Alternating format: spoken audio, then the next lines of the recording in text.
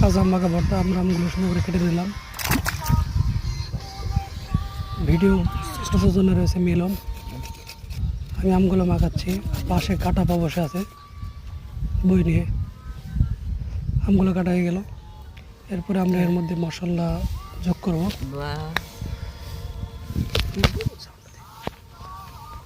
সুন্দর করে আমগুলো আমরা স্লাইস করে কেটে নিয়েছি। এবার দেখেন মশলা, এখানে মধ্যে সদের গুঁড়া, ঝালের গুঁড়া, লবণ কিছুতে রয়েছে। বলছো সাউন্ড দাও, তুই কোন সাউন্ড দিচ্ছ? এবার আমরা আমের উপর সুন্দর করে দিয়ে দিলাম, সুন্দরভাবে এখন মাখাবো। দেখি লবণীয় লাগতেছে, জিভে জল আসতেছে।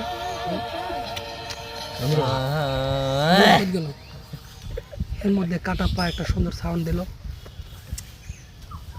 কাজ করেছে, কাজের মধ্যে ডিস্টার্ব দেওয়া হয়।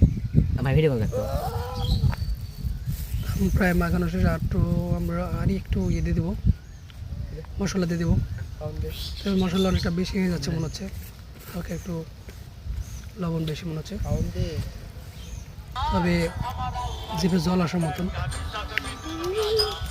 বন্ধ কর।